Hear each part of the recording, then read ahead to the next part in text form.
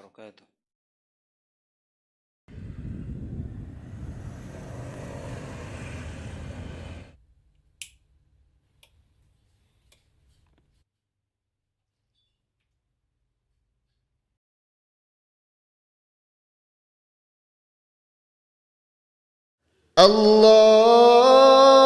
الله أكبر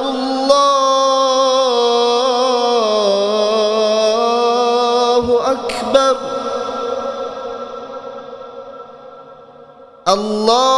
الله أكبر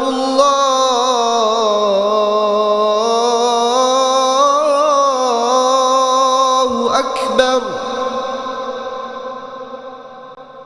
أشهد أن لا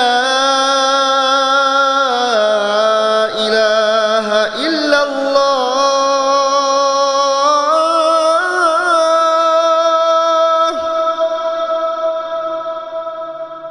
أشهد أن لا إله إلا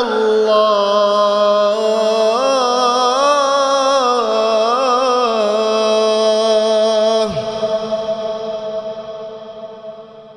أشهد أن محمدًا رسول الله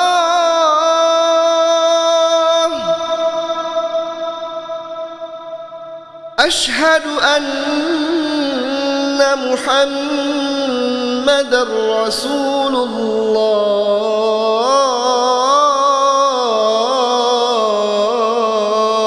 الله حي على الصلاة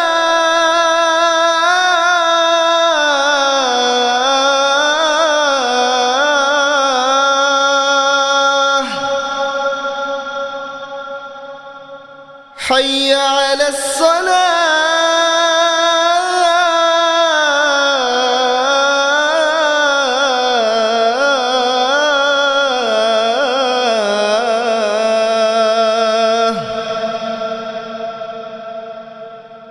حي على الفلاح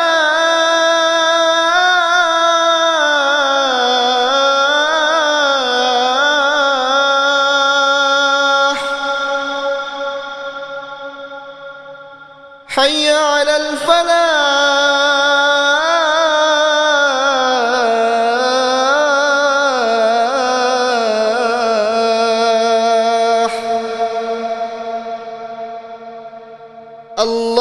الله أكبر الله أكبر لا إله إلا الله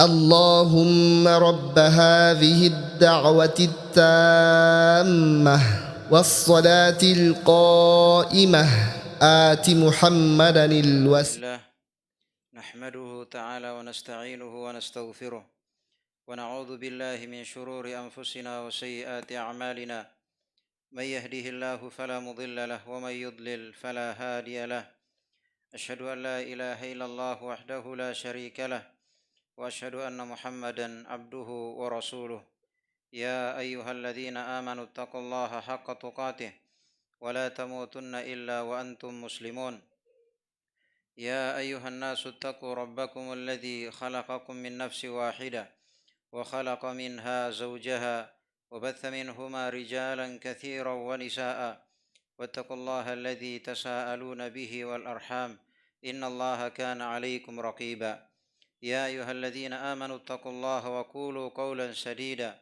يصلح لكم أعمالكم ويغفر لكم ذنوبكم ومن يطع الله ورسوله فقد فاز فوزا عظيما أما بعد فإن أصدق الحديث كتاب الله وخير الهدي هدي محمد صلى الله عليه وسلم وشر الأمور محدثاتها فإن كل محدثة بدعة وكل بدعة ضلالة وكل ضلالة في النار. Kaum muslimin jamaah Jumat rahimani wa rahimakumullahu jami'an.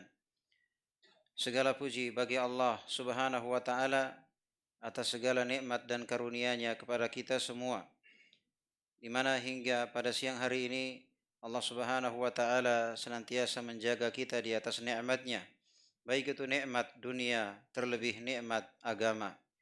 Salawat dan salam kita haturkan untuk Nabi kita Muhammad sallallahu alaihi wasallam, keluarganya, sahabatnya, tabi'in dan tabi'ut tabi'in, serta orang-orang yang mengikuti mereka dengan baik. Kaum muslimin jemaah Jumat rahimani wa rahimakumullahu jami'an.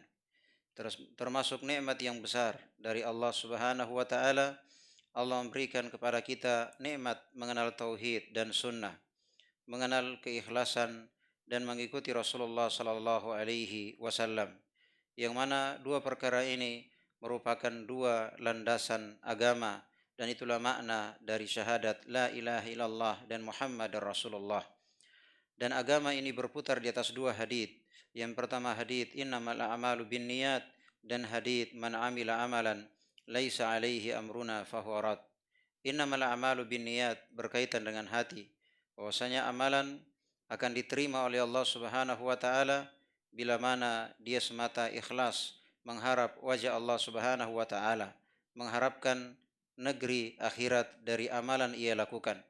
Dia tidak mengharapkan sanjungan, dia tidak mengharapkan imbalan, dia tidak mengharapkan dukungan, tetapi dalam beramal semata dia hanya mengharapkan ridha Allah Subhanahu wa taala, ridha atau rindu akan perjumpaan dengannya dan mengharapkan surganya. Dan Nabi sallallahu alaihi wasallam bersabda, innamal a'malu binniyat wa innama likulli imri'in ma nawa. Setiap amalan tergantung, setiap amalan pasti ada niatnya, dan setiap orang yang beramal hasilnya tergantung niatnya.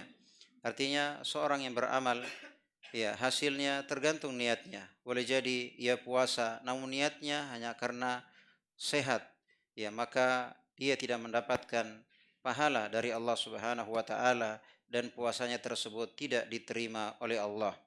Demikian pula misalnya dia bersedekah agar dia diberikan umur yang panjang, atau diberikan kesehatan, atau diberikan kelapangan rezeki, motivasi-motivasi dia dalam bersedekah hanyalah dunia semata, maka ini juga sedekahnya tidak bernilai pahala di sisi Allah Subhanahu wa taala.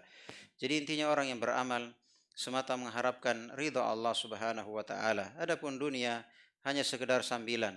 Artinya kalau memang ada manfaat dari dunia, misalnya dia bersedekah, ya akan dilapangkan rezekinya, akan dipanjangkan umurnya dan seterusnya, akan disembuhkan dari sakitnya, maka dia jadikan hanya sampingan. Motivasi dia, ambisi dia, cita-cita dia, semangat dia dalam beramal adalah mengharapkan surga atau untuk mendapatkan surga Allah Subhanahu wa taala. Adapun dunia hanya sekedar sambilan, dan dia tidak niatkan untuk dunia itu. Lebih bagus untuk menjaga keikhlasan, dan siapa yang ikhlas maka pasti dunia akan datang, karena dunia ibaratnya bayangan, dimanapun bendanya pergi maka bayangannya pasti akan ikut. Maka siapa yang ikhlas maka dunia juga tidak akan luput darinya. Kemudian yang kedua adalah mengikuti sunnah Rasulullah sallallahu alaihi wasallam. Itulah hadits Aisyah radhiyallahu taala anha, man amila amalan laisa alaihi amruna fahuwa rad. Siapa yang mengamalkan suatu amalan yang tidak ada tuntunannya dari kami, maka amalan tersebut tertolak. Dan tentunya ini betapa banyak orang yang ikhlas, betapa banyak orang yang ikhlas yang mengharapkan surga Allah Subhanahu wa taala di balik amalannya. Betapa banyak orang yang semangat dalam beramal, yang rindu akan surganya, yang mengharapkan ridha Allah, namun sangat disayangkan ternyata solatnya, puasanya dan seterusnya dari ibadah yang dilakukan tidak sesuai dengan tuntunan Rasulullah sallallahu alaihi wasallam. Juga ini tidak diterima. Oleh karena itu, dua hal ini, yaitu ikhlas semata hanya mengharapkan wajah Allah Subhanahu wa taala dan mengikuti Rasulullah sallallahu alaihi wasallam, ini merupakan nikmat yang besar dari Allah Subhanahu wa taala, karena dengan dua perkara ini amalan hamba akan diterima. Dengan dua perkara ini amalan hamba akan diterima oleh Allah Subhanahu wa taala. Dan dua perkara ini merupakan dua hal yang paling berat diterima oleh kaum muslimin pada khususnya. Dua hal yang paling berat diterima oleh kaum muslimin pada khususnya. Yang pertama adalah keikhlasan, karena lawan dari keikhlasan adalah kesyirikan.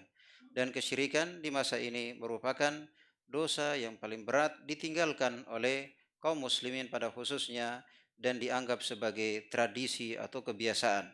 Yang kedua adalah lawan dari mengikuti Rasul sallallahu alaihi wasallam yang dinamakan dengan bid'ah, Maka ini urutan yang kedua yang paling berat ditinggalkan oleh kaum muslimin pada khususnya. Maka mereka akan mengecap kita ya dengan tuduhan yang macam-macam, dituduh sebagai Wahabi dan semisalnya. Padahal yang kita bacakan adalah hadits-hadits Rasulullah sallallahu alaihi wasallam. Kita jelaskan adalah hadits-hadits Rasulullah sallallahu alaihi wasallam yang jelasnya dua perkara ini merupakan perkara yang paling berat diterima oleh kaum muslimin. Padahal banyaknya orang yang sholat, banyaknya orang yang umrah misalnya, banyaknya orang yang bersedekah, banyaknya orang yang menghafal Al-Quran, banyaknya orang yang mempelajari agama. Tapi ingat, sangat sedikit yang memperhatikan dua perkara ini, keikhlasan dan mengikuti Rasulullah sallallahu alaihi wasallam.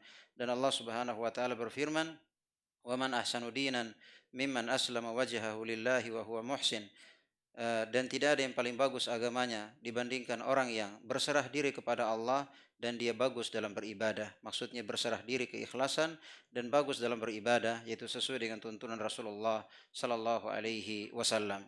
Oleh karenanya termasuk hal yang penting diingatkan kepada kaum muslimin pada khususnya adalah agar supaya mereka bertahap dalam belajar. Artinya mendahulukan yang terpenting terlebih dahulu. Sebagaimana kita membuat suatu bangunan, pasti mendahulukan pondasinya terlebih dahulu. Dan mungkin kita akan bangun tiangnya, kita akan bangun di atasnya sebelum pondasinya kelar, ya sebelum pondasinya siap untuk dibangun. Demikian pula agama kita. Ya demikian pula agama kita. Apalah artinya kita sholat, kita puasa, kita zakat, kita haji dan seterusnya, namun akidah kita hancur. Akidah kita hancur. Apa yang bisa dibangun dari akidah yang hancur? Oleh karenanya Nabi Shallallahu Alaihi Wasallam menjelaskan tentang keikhlasan, tentang la ilaha illallah, tentang rukun Islam yang pertama. Itu 13 tahun di Mekah, tidak ada pembahasan lain kecuali adalah la ilaha illallah. Oleh karenanya Syekh Al-Albani memberikan tahapan-tahapan dalam belajar. Yang pertama mempelajari akidah terlebih dahulu, kemudian syariah, kemudian akhlak dan adab. Karena akidah ibaratnya fondasi, kemudian syariah ibaratnya bangunan, akhlak dan adab ibaratnya ya finishing, ya mempercantik bangunan tersebut. Karena walaupun bangunan itu sudah terbangun, tapi kalau tidak dicat misalnya, tidak dipercantik, ya kan, tidak ada hiasan-hiasannya, maka juga bangunan tersebut walaupun kokoh namun tidak terlihat indah. Demikianlah tahapan-tahapan dalam belajar ibaratnya seperti seorang membangun suatu bangunan.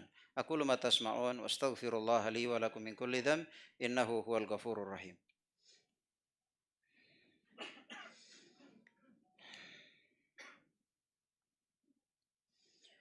الحمد لله على إحسانه والشكر له على توفيقه وامتنانه.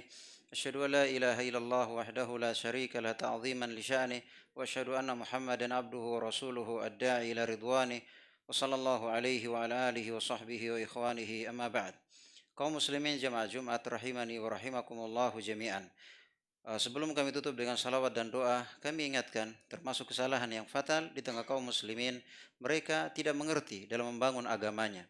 Ada yang duluan pasang atap, ada yang duluan pikirkan catnya, ada yang duluan pikirkan slopnya, ya kan? Tidak mengerti dalam bagaimana cara dia membangun agamanya. Padahal Nabi Shallallahu Alaihi Wasallam bersabda, "Ibda kama bada Allahu bih." Mulailah dengan apa yang Allah mulai.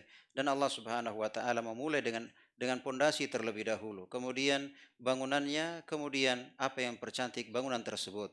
Akidah terlebih dahulu, kemudian syariatnya, kemudian akhlak dan adab. Dan alhamdulillah setiap bidang agama, baik itu akidah, baik itu syariah, akhlak dan adab, semuanya sudah ada kurikulum, ya semuanya sudah ada kurikulumnya yang merupakan warisan para ulama kita, baik dalam masalah akidah, dalam masalah syariah, dalam masalah akhlak dan adab. Tinggal kita mempelajari dan menyelesaikan kurikulum tersebut. Hanya sedikit dari kaum muslimin yang mengerti bagaimana caranya yang mempelajari agamanya dan membangun agamanya. Inna Allah wa malaikatahu yusalluna ala nabi ya ayyuhalladzina amanu sallu alaihi wa sallimu taslima. اللهم صل على محمد وعلى آل محمد كما صليت على إبراهيم وعلى آل إبراهيم إنك حميد مجيد وبارك على محمد وعلى آل محمد كما باركت على إبراهيم وعلى آل إبراهيم إنك حميد مجيد اللهم إنا نسألك علما نافعا وأملا متقبلا ورزقا طيبا وقلبا خاشعا ودعوة مستجابة اللهم أرنا الحق حقا وارزقنا اتباعه وأرنا الباطل باطلا وارزقنا اجتنابه اللهم اغفر لنا ولوالدينا وارحمهما كما ربونا صغارا ربنا هب لنا من أزواجنا وذرياتنا قرة أعين وجعلنا للمتقين إماما ربنا آتنا في الدنيا حسنة وفي الآخرة حسنة وقنا عذاب النار عباد الله إن الله يأمركم بالعدل والإحسان وإيتاء ذي القربى وينهى عن الفحشاء والمنكر والبغي يعظكم لعلكم تذكرون ولذكر الله أكبر والله يعلم ما تصنعون.